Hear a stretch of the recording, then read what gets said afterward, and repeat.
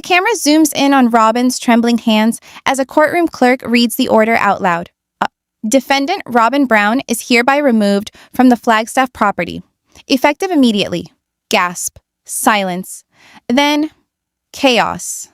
Kody Brown doesn't flinch. He just stares at her like she's a stranger. After nearly 2 decades of alliance, of secrecy, of holding on to a version of marriage that tore an entire family apart, Kody kicked Robyn out. Not just from his home, but from his life. And now, the courtroom has questions. What did she know? What did she cover up? And why did Kody wait until now? Before we go further, where are you watching from? Drop your location in the comments. Let's talk about this madness together. 3 weeks before the courtroom blew up, Robyn was still sleeping in the same house, wearing the same soft gray robe that Kody used to say made her look like the peaceful one. She believed that. Maybe she needed to believe that. Because when Kody stopped touching her shoulder in the kitchen, when he started staying up in the den until 3 a.m., pretending to read estate filings, she told herself it was stress, legal stress, TLC stress, Christine stress, anything but the truth. But the truth doesn't knock politely. It crashes in the form of a phone call from Christine, voice calm, cold, precise. "Robyn," she said, "you might want to check your mailbox. You've been named in a court case. And I've just been subpoenaed." Robyn's heart punched her ribs. "What case?" Christine didn't answer. All she said was, "Check the envelope, and don't say I didn't warn you." She hung up. Outside, snow was melting in jagged patches across the Flagstaff lawn. Robyn walked to the mailbox barefoot. It was still early. Too early for this. Inside the box was a thick envelope with no return address. Her hands shook before she even opened it. Inside, 3 documents. A hearing notice for property, financial mismanagement, and custodial clarity. A subpoena request to appear in court as a co-financial partner. And finally, a single line, under Kody's signature, dated 3 weeks ago. This action removes Robyn Brown from any claim to shared real estate assets under Flagstaff deed filings 4A to 4E. She sat down on the porch steps and couldn't breathe. How do you fight a war when the person beside you was already planning the attack? It wasn't just a betrayal. It was an execution, done behind her back, with precision, like a surgical cut that didn't even bleed at first. That night, Kody came home humming. Actually humming, as if his world was still intact. Robyn didn't say anything. She just watched him dump his keys on the counter like always. But the keys didn't land in their usual bowl. They clinked against a small yellow envelope, one she had placed there hours before. Kody paused, looked down, saw the envelope, recognized it. "You opened it?" he said. Not a question. A confirmation. She didn't blink. "You filed against me." "I filed to protect what's mine," he replied. "I knew you'd take their side eventually. So I moved first, their side." That phrase stuck in her throat like a splinter. As if she was just another one of them now. The exes, the threats, the enemies. 3 weeks. That's how long he'd been planning this, and she had no idea. Robyn tried to reason with herself. Maybe this wasn't personal. Maybe it was legal pressure. Maybe he just needed to create distance to avoid public fallout from Mary and Janelle's accusations. Maybe he still loved her. Maybe this was strategy, not betrayal. But then she found the second envelope. It was tucked in the back of his desk drawer, beneath an old notebook filled with tax notes. This one had a lawyer's seal. And inside was the document that made her knees go weak. A quiet asset transfer. Kody had moved half the value of the Flagstaff home into a personal trust, one that didn't list Robyn as a beneficiary, not even as a trustee. It named 2 people, himself and an unnamed secondary agent labeled TAB. TAB. The initials meant nothing to her at first, but her stomach churned. Kody didn't do anything without meaning. If he labeled someone with initials, it was because he wanted it hidden. And if he wanted it hidden, she dialed the lawyer's office. Voicemail. She dialed again. Nothing. So she did the one thing she never thought she'd do. She drove to Mary's, The last time Robyn stood on Mary's doorstep, they had exchanged passive-aggressive smiles and stiff hugs for the sake of the cameras. Now, there was no production crew. Just Mary's narrowed eyes and a long silence. "What do you want?" Mary asked. Robyn held up the sealed file. "You're listed in the discovery motion. So am I. I need to understand what's coming." Mary stepped aside, slowly, reluctantly. Inside, the air smelled like cinnamon and legal fire. Mary walked to a side table, grabbed a stack of her own papers, and dropped them on the coffee table like bricks. "I'm not just listed," she said. "I filed a witness statement." Robyn's throat closed. "You what?" "I gave them the emails," Mary said. "The ones Kody sent to TLC about cutting your screen time. About keeping the narrative centered around himself." Robyn went pale. She remembered those emails. She had told Kody not to send them. He sent them anyway. This wasn't just betrayal. This was documentation. A paper trail that made Robyn look like a co-conspirator. Mary continued, eyes burning. "And before you say anything, you weren't protecting him. You were helping him. Don't play dumb, Robyn." Not now. The next day, Christine met Robyn in a public cafe. No cameras, no makeup. Just two women who used to believe in the same man. Christine slid over a photograph. It was a screenshot. A wire transfer record from an anonymous donor. $32,000 wired to a company called Safe Haven Realty. The sender? Robyn's own name. Robyn blinked. "That's not me." "It's your name, Robyn," Christine said. "It's from your old joint account with Kody. The one you said was closed." Robyn stared at the image. She knew the number. It wasn't closed. It was rerouted. By Kody. She felt her stomach twist. "Where did you get this?" Robyn whispered. "From Janelle's lawyer," Christine replied. "He subpoenaed Kody's financial records." "You think this is bad? Wait till court. There's no undoing a wire transfer.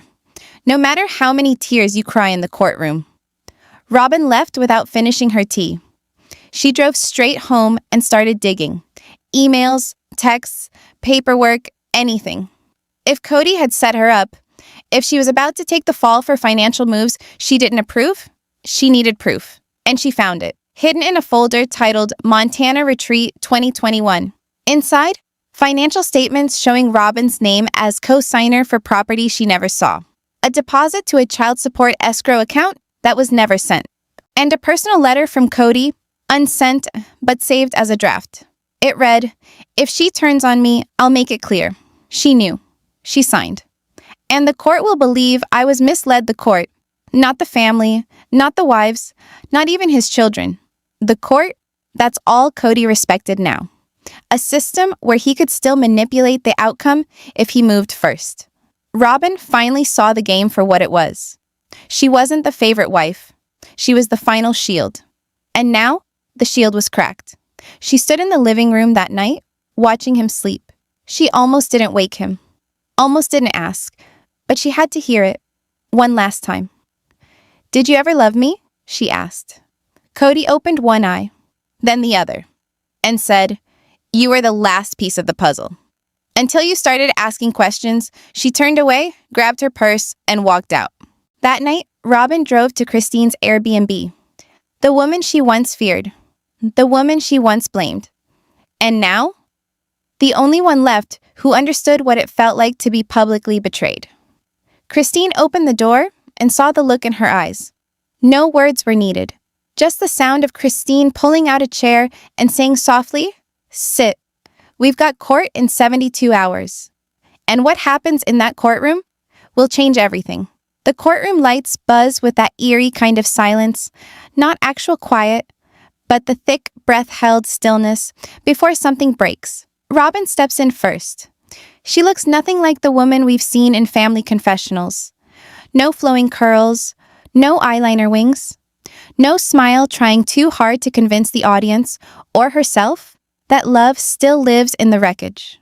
She walks like someone walking into a battlefield without armor. Because truthfully, that's exactly what this is. Kody's already there. He doesn't stand when she enters, doesn't blink. Just leans back in his seat, like the king of a throne he carved from legal documents and broken covenants. The judge clears his throat. Docket number 23-9012, Brown v. Brown Financial Clarity and Custodial Reassessment. Robyn clenches her jaw. The bailiff hands out exhibits. Exhibit A is a series of property transfers. Dated, sealed. Moved from joint status to Kody's private trust. Exhibit B is a flagged wire transfer.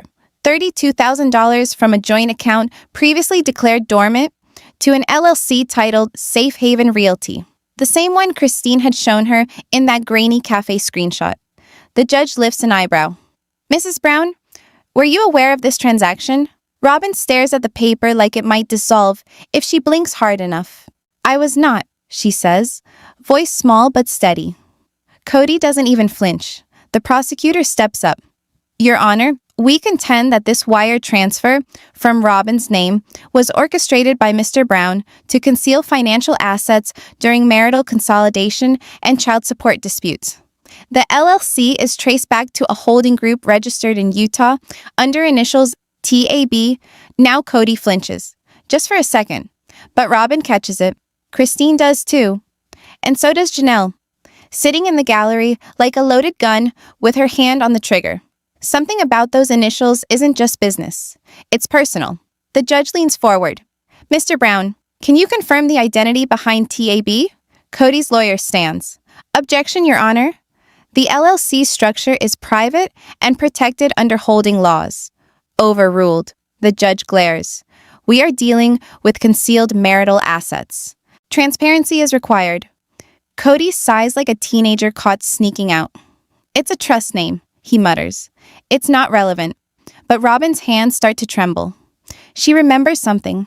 A name on a sticky note years ago? Folded under a budget sheet? TAB followed by a phone number? She'd asked Kody who it was. He laughed and said, just an old fallback. Fallback. Robyn suddenly feels sick. The prosecution continues. In addition to the financial concealment, we have documentation showing altered ownership of the Flagstaff home with Mrs. Brown removed without notification, and Mr. Brown transferring custodial leverage to himself. Robyn shakes her head. Custodial leverage. What are you talking about? Christine whispers under her breath. He filed to become the primary parent of Solomon and Ariella. Kody didn't just push her out of the marriage. He tried to take the kids, too. The room spins. The judge flips to page 5.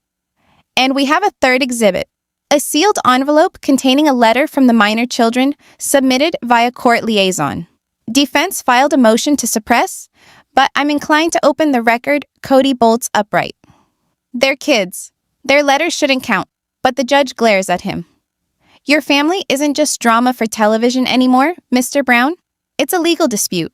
The children's voices matter. Robyn squeezes her eyes shut. Ariella's handwriting. Solomon's favorite blue ink. They're about to be read in public. Christine mouths something to Robyn. But Robyn can't read lips right now. All she hears is her pulse in her ears. The bailiff begins to read. The letter is short. I don't like when Mommy cries all night and locks the door. I don't like when Daddy says bad things about her in the hallway. I want everyone to stop fighting. I miss Garrison. The room freezes. Kody's face goes stiff. And then, just for a second, it cracks. Not from guilt, but from panic. When a child says, I miss Garrison, the courtroom remembers. The audience remembers. And the judge remembers who isn't there to testify. The prosecutor takes a long pause before continuing. Your Honor, we believe the emotional trauma on these children stems from deliberate manipulation. Financial, emotional, and environmental, orchestrated by Mr. Brown, with Mrs. Brown kept unaware and isolated. Kody explodes. That's not true. She knew everything. The judge slams the gavel. One more outburst, and you'll be removed, Mr. Brown, Kody's lawyer whispers furiously. But Kody's unraveling now. Because what's happening isn't just a legal ruling. It's a public undoing. Christine stands. We'd like to introduce additional evidence. A sealed folder marked Exhibit D provided by Janelle Brown. All eyes turn. Janelle walks to the front of the courtroom. She doesn't look at Robyn, doesn't look at Kody. She places the file gently in front of the judge. This contains estate planning records from 2019. They show Robyn's name was removed from inheritance designations long before this case began. Mr. Brown forged my signature on the update. I didn't find out until last month a forged signature, a sealed estate, and a favorite wife who didn't even know she was already erased. The judge reads the folder in silence. Forgery is a criminal offense, he says. Kody's mouth goes dry. Robyn, meanwhile, is somewhere between frozen and furious. The fog is clearing, fast. This wasn't a sudden betrayal. This was years in the making. The prosecutor turns to Robyn. Mrs. Brown, do you still believe your husband protected your interests? Robyn's eyes well up, but she doesn't cry. Not this time. No, she whispers. He protected his legacy and erased me from it. The court goes still again, until Mary stands up in the gallery and says, not asked, not prompted, just says out loud, he erased all of us. The judge orders a recess. Kody storms out first. Christine grabs Robyn by the wrist. You saw his face when TAB came up? Robyn nods. Christine leans in. It's a name. It's a person. Track the money. That's where the fire's coming next. Kody's secret isn't a document, it's a person. And they're closer than anyone realizes. Outside the courtroom, reporters start gathering. The news has leaked. TLC is silent. No one from production is on site.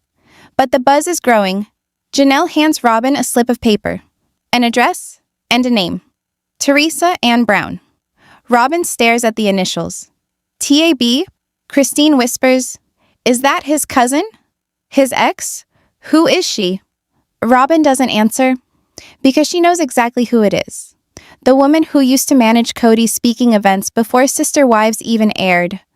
The one who went silent after season 1. The one who, now that Robyn thinks about it, used to call the landline every few months, and Kody would take the call behind closed doors. Teresa, Kody always called her just business, but business doesn't hide in trusts. And business doesn't get co-signing power on real estate. Robyn finally breathes. We need to find her, she says. Christine nods. They start walking, and behind them, Kody stands by his black SUV, not moving, just staring, because he knows. The game is almost over, and his last card just got revealed. But what Robyn doesn't know is that Teresa is about to walk into the courtroom herself, and what she's bringing will destroy what's left of Kody's empire. Snow falls like ash the night everything breaks open. Not in the courtroom, not under fluorescent lights that hum like judgment waiting to strike, but outside a house that once held laughter, children's footsteps, and the belief, however misguided, that love could stretch wide enough to contain a man like Kody Brown. It's late, cold enough that the porch light flickers in the winter wind. The door creaks open, and Garrison steps inside the storm, staring at the Brown house like he's walking into a battlefield he never asked for, but refuses to retreat from. Behind the curtain, Robyn watches him. Her heart is pounding. She remembers this night. She remembers the fear, not of Garrison, but of Kody's reaction, of the rage simmering just beneath his skin, of what would happen if this conversation turned into a war no one could control. A knock, firm, not angry, just determined. Garrison wasn't here to fight. He was here to be heard. Robyn's voice shakes when she calls down the hallway. Kody. He's here. Kody doesn't answer at first. He doesn't look up from the document spread across the dining table, a rough draft of the financial restructure that would later become his weapon. Instead, he flips a page, jaw tight. Tell him it's not a good time. Robyn hesitates. It's your son. The word son feels heavier than it should, like it used to mean something sacred. Kody stands slowly, too slowly, rage disguised as control. He opens the door just enough to be seen, not enough to welcome. Garrison exhales a cloud of white breath. Dad, we need to talk. Kody's voice is flat. You chose sides. I chose honesty. A pause hangs like a guillotine. You're not coming inside, Kody says. Not if you're here to attack me. Garrison shakes his head. I'm here because you shut us out. Because you picked favorites and punished everyone else. You think we don't see what's happening? You think we don't know why you stopped calling? Why you only show up when there's a camera or a conflict to control? Robyn steps beside Kody, hands shaking. Let him inside. Please. But Kody steps forward, blocking her view, blocking the doorway. You listen to me, he says. I gave this family everything. Every ounce of energy, every dollar, every plan. You gave Robyn everything, Garrison says quietly. Not us. Silence. And then, the trigger. Kody slams the door. Not gently. Not thoughtfully. He slams it like Garrison's existence itself is an offense. Robyn jumps at the sound. It echoes in her memory now, like a gunshot she never processed. Sometimes, the loudest betrayals are the ones you convince yourself are necessary. Back in the courtroom, present day. The prosecution calls up the next piece of evidence. A scanned letter, handwritten, submitted by liaison, signed simply, Garrison. A hush falls over the room. The judge looks somber. He knows the weight of this. The room knows. Even the cameras outside the courthouse know, sensing a storm through brick and glass. The prosecutor reads, I don't want to hate you. You're my dad, but you built walls and called them boundaries. You let one part of the family become the only family. We weren't divided by distance. You divided us with excuses. Christine wipes her eyes. Robyn grips her chair so hard her knuckles whiten. I tried to talk to you. I tried to come home. I tried to forgive you. But you shut the door. You didn't just shut me out. You shut out the chance to fix this. The letter shakes a little in the prosecutor's hands. If anything ever happens to me, I want this written somewhere. Not because I blame you for my pain, but because I hope one day you understand how much love you pushed away. A sound breaks from somewhere in the gallery, pain disguised as breath. Christine covers her mouth. Janelle bows her head. Kody stares at the letter like it's a riddle he refuses to solve. Robyn feels the room tilt. Every line of that letter is a memory, a wound, a mirror. And then the prosecutor finishes, we all deserved a father. Not just the chosen ones. The judge nods and folds the letter, placing it gently on the bench as if it were fragile. Kody speaks before anyone can stop him. He didn't understand the pressure I was under. I was trying to protect our family, Janelle snaps. You tried to protect your ego? The judge raps the gavel. Order, control. But emotion can't be silenced. Robyn tries to breathe. Garrison's voice lingers like smoke. And then, the prosecutor turns to her. Mrs. Brown, please take the stand. For the first time in this entire battle, Robyn looks like she might break. Not from anger, from something deeper, fear, regret, recognition. She walks slowly, sits down, swears in. The prosecutor starts gently. Do you remember the night Garrison came to the house? A shaky inhale. Yes. Did you want him to come in? Yes. What stopped him? Her eyes slide to Kody. He refuses to look back. Kody wouldn't open the door. The room tenses. What did he say to you afterward? Robyn swallows. He said, he made his bed. Let him lie in it. And you agreed with him? A pause. A dangerous pause. I didn't know what to do. I thought he was protecting us. Christine whispers under her breath, we weren't the ones who needed protecting. But Robyn keeps going. That night, I told myself Garrison was angry. That he didn't understand. That we were trying our best. She closes her eyes like she's bracing for impact. But deep down, I knew something was breaking. And I didn't fight hard enough to stop it. The prosecutor nods. Did you believe Kody would ever turn on you? No, she whispers. I never believed that. And now? Robyn's eyes meet Kody's. Pain, betrayal, recognition. I know he already planned to. Loyalty doesn't break in one moment. It erodes in the silences where truth should live. Then, the door to the courtroom opens. A woman walks in, quiet steps, neutral expression, a folder in hand. The courtroom attendant whispers to the judge. The judge nods slowly. This hearing will resume shortly. Court acknowledges the arrival of witness Teresa Ann Brown. Every head turns. Even Kody stops breathing for half a second. Not out of shock, but dread. Robyn looks at her face, calm but determined, and memory crashes back like winter wind. Late night calls, quick hang-ups, a hesitation in his voice when she asked who it was, a laugh he reserved only for someone he trusted enough to betray her with. Teresa takes a seat in the back. She does not look at Robyn. She looks at Kody, and he looks afraid. The judge calls a 15-minute recess. Outside, reporters swarm. Microphones, cameras, questions like bullets. Is Robyn testifying against Kody? Was there a secret financial partner? Did the kids write letters against their father? Robyn leans against a column, trembling. Christine approaches. You did the right thing. Robyn shakes her head. No, I waited too long.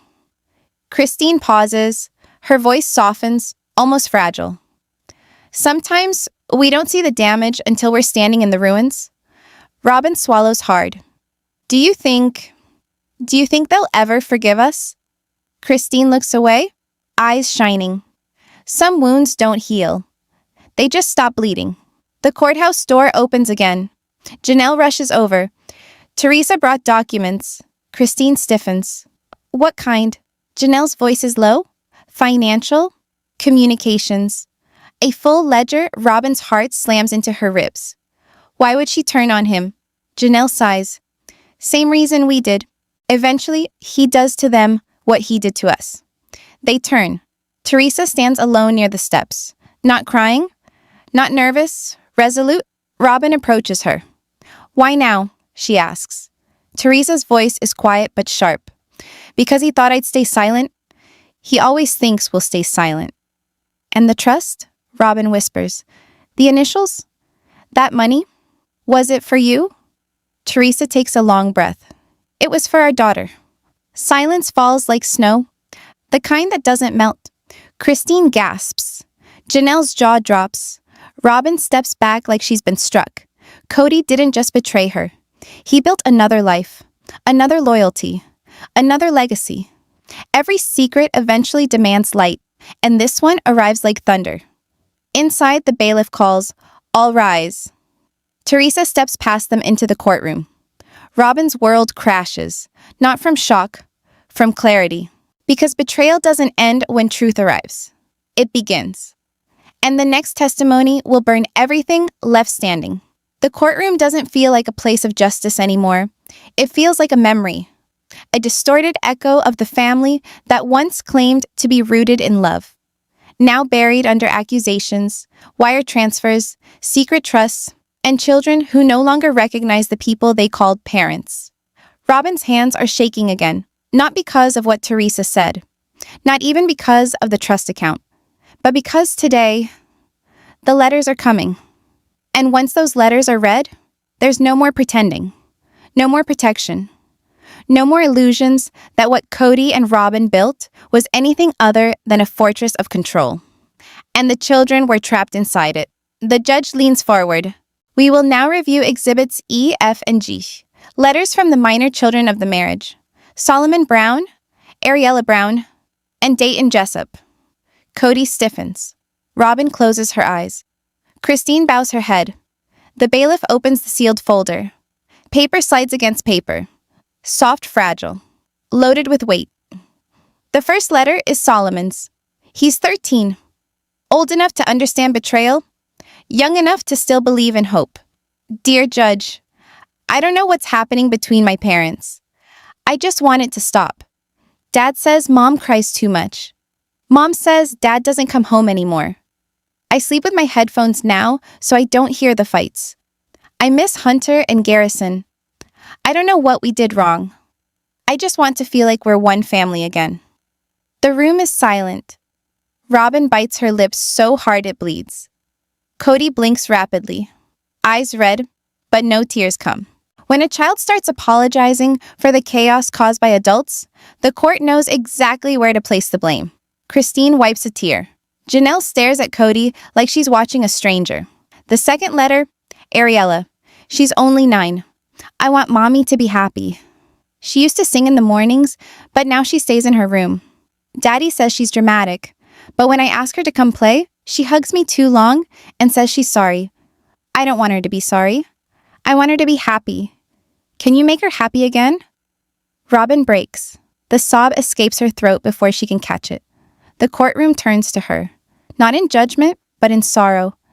Even the judge lowers his head for a beat. But Kody? Kody leans back, face blank, jaw tight, controlled. The kind of control that feels like ice. It's a dangerous thing when a man learns to silence his guilt faster than his ego. The final letter is handed to the bailiff. Dayton's, technically an adult.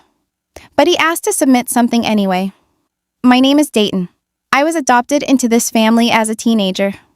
Kody Brown has called himself my father, but never once has he earned that title. He used my trauma as a shield, my loyalty as leverage. I watched him make Robyn choose him over all of us, and I watched him destroy her in the process. Robyn gasps. I still love my mother.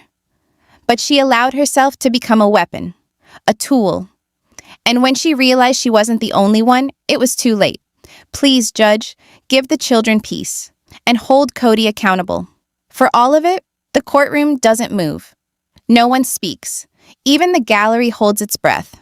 And then the judge says, let the letters be entered into the official record. Kody finally moves. He stands, loud, angry, shaking. This is character assassination, he shouts. These are emotional letters. You're letting kids decide custody?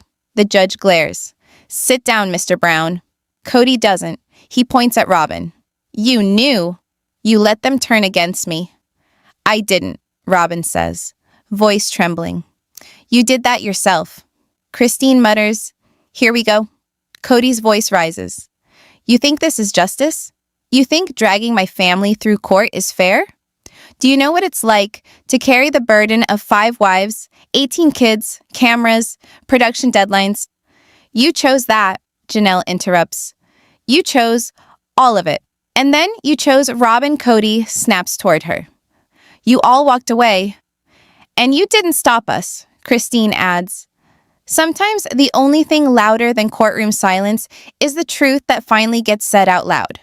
The judge bangs his gavel. Enough. But the tension doesn't fade. Not even when Teresa walks toward the witness stand with a folder in hand. Robyn's stomach drops again. Kody's shoulders tighten. Christine leans forward, whispering to Janelle, this is the kill shot. Teresa swears in. Her voice is quiet, steady, and firm. Your Honor, I managed Mr. Brown's personal appearance bookings from 2010 to 2014, and later rejoined in a private consulting capacity in 2018.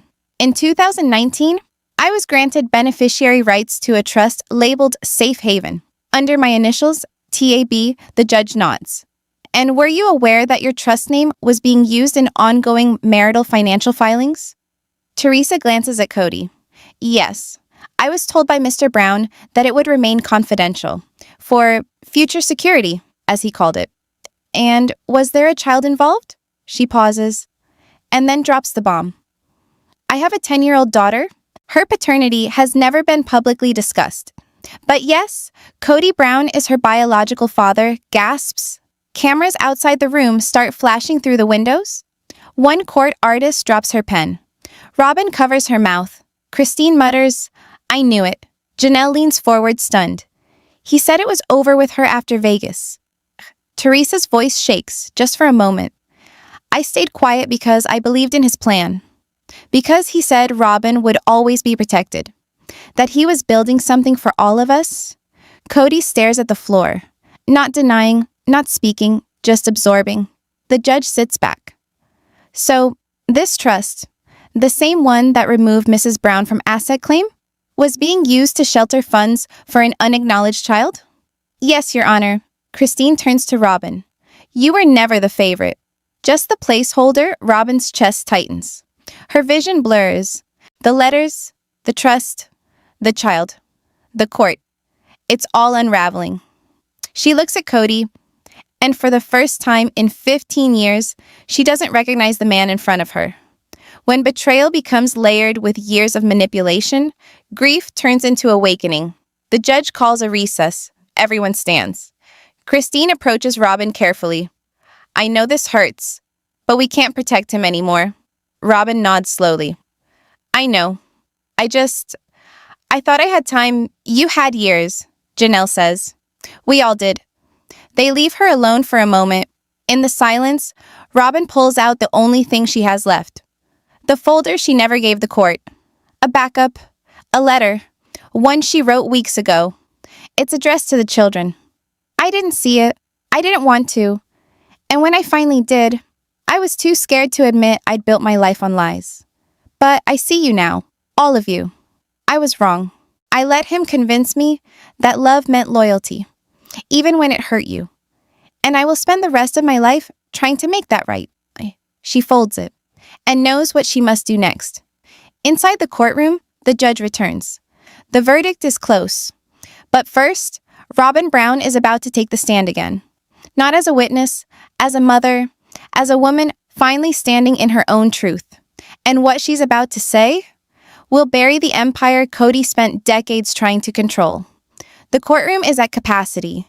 You can feel it in the air. The kind of pressure that makes everyone sit straighter, breathe slower. Even the fluorescent lights above seem dimmer, like they're afraid of what's about to be revealed.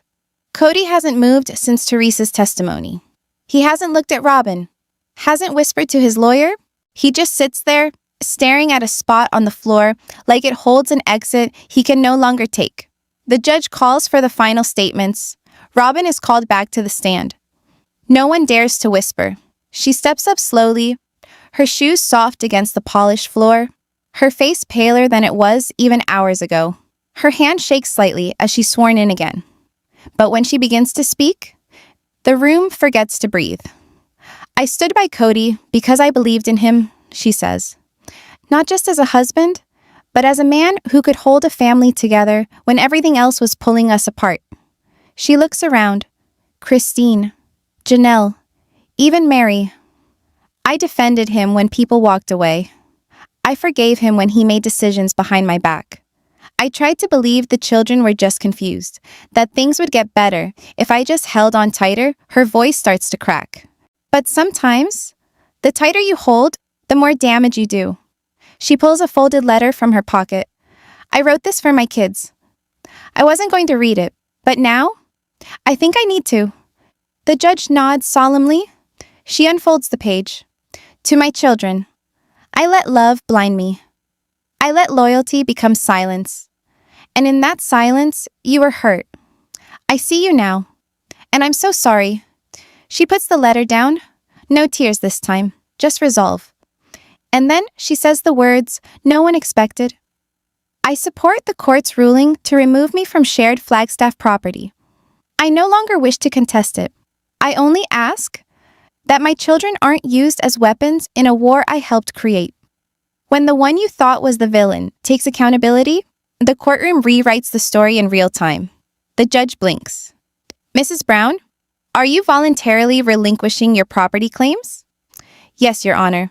And custodial objections? I only want what's fair, not what's strategic. He nods. Kody finally lifts his head. What are you doing? He hisses. You're just going to hand it over? Let them rewrite our story? Robyn turns to him. You already rewrote it. I'm just finally telling the truth. Christine exhales deeply. For the first time in years, Janelle smiles. Just a little. The judge shifts the papers in front of him. This court finds in favor of the motion to remove Mrs. Robyn Brown from joint estate entitlement. Custodial rights for the minor children are to be shared pending family counseling evaluation. As for Mr. Kody Brown, he pauses, looks directly at Kody. You have been found to have manipulated financial assets, failed to disclose real estate holdings, and misrepresented custodial intentions during active proceedings. This court will issue a formal ruling on potential sanctions after review, but you are hereby ordered to disclose all assets related to the TAB trust and comply with full transparency. Kody's jaw clenches. So that's it? No, the judge says. There's one more thing. Christine rises. I'd like to submit one final exhibit, Your Honor. The judge raises an eyebrow. We're beyond discovery. I believe this warrants an exception. She approaches the bench, hands over a flash drive. This footage was taken during the last week of filming for the show. It never aired, but production archived it. I requested a copy through legal, means the judge plugs in the drive. On screen, a hidden camera, placed during a private confessional. Kody sits alone, hair disheveled, eyes wild. He mutters to himself, unaware he's being recorded. If they all turn on me, I'll just reset the narrative. Robyn will back me. The network won't touch her. The rest? Let them rot. I'll burn the whole legacy down before I let Christine control the public story. Gasps. Christine closes her eyes. Robyn covers her mouth. Janelle shakes her head. The judge leans back. Well, Mr. Brown? That was... Revealing, Kody bolts up. That was off camera. Christine corrects him calmly. That was on archive. You signed the release, remember? The most dangerous man in the courtroom is the one who thinks he's above the rules, until the receipts are played in 4K. The judge doesn't smile, doesn't frown. He simply finalizes the ruling. This court recognizes an intentional pattern of narrative manipulation and economic deceit. Mr. Brown, you are ordered to submit full financial records by the end of the month. You are also barred from initiating additional property transfers until review is complete. And then, it's over. Gavel down. The courtroom slowly begins to stir. Bags zipped. Chairs squeak. Robyn sits frozen. Christine walks past Kody without a glance. Janelle pauses at Robyn's side. You did the right thing. Robyn nods. I just hope it wasn't too late. Kody calls out. One final time. Voice hoarse. Everything I did was for the family. Christine turns to him, eyes blazing. No, Kody. Everything you did was for control. And with that, she walks out. Outside, cameras flash. Headlines are already being written. Kody Brown faces sanctions in shocking courtroom battle. Robyn Brown steps down, cites emotional damage to children. Teresa Brown confirms secret child with Kody, trust fund uncovered. The legacy of sister wives will never be the same. Not after this. And somewhere, in a quiet hotel room, Robyn begins to write a new letter. Not to the court, not to Kody, to herself. Because healing doesn't start in courtrooms. It starts when you finally tell the truth. To the one person you've lied to the longest, yourself. And that's where this story ends. Or maybe finally begins. What would you have done if you were Robyn in that courtroom? Would you forgive? Or walk away forever? Drop your answer in the comments. We're all watching this unfold together.